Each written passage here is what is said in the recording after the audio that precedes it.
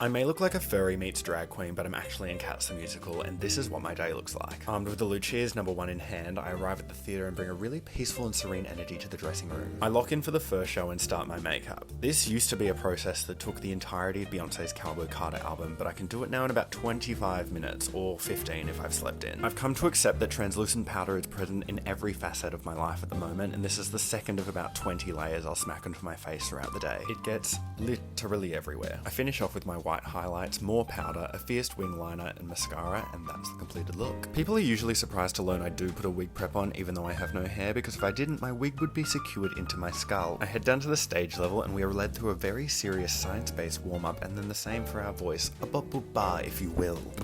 I start dropping into character, and then I head to wigs to get my wig pinned on by the gentle hand of Zara, our head of wigs, and then we spill the tea as she glues yak hair to my face. I head back upstairs, slap on some knee pads, and become one with the lycra, while I mentally, physically, and spiritually prepare for the absolute marathon that is about to take place. I put on all my furry accessories, do up my poppers, and cinch my tail, and I'm ready to sweat profusely for 2 hours, don't forget the chucks. I head down to stage level for Green Eyes, where we get to walk through the gorgeously renovated foyer of Her Majesty's Theatre, hide from the late patrons, and then surprise the audience from behind during the overture. The Jellicle Ball has somehow gotten harder this week, but it's all worth it because Adelaide, you've been going crazy for it, and it's really getting us through. I have a singular bite of my Lucia's #1 to get me through Act 2, and I head back down to transform from friendly, protective, and a little dumb Admetus to the hypnotizing and, more importantly, very tall and thin Macavity. I have about 7 minutes to do a full costume, makeup, and wig change during Act 2, so then I get back into character, do a quick fight call, and then get in my old Deuteronomy disguise, this is actually the first time I've ever seen myself in this. Everyone backstage has to play a guessing game of when to block their ears when I blow up in a big explosion at the end of the fight,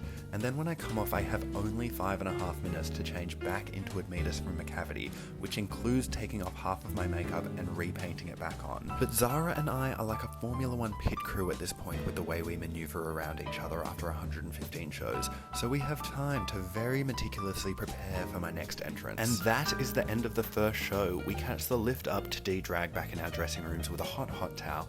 I run out for a coffee, and then we do it all again for the night show. We love doing this show in Her Majesty's Theatre here in Adelaide, so please come see us before we close this Sunday the 12th of October. Bye!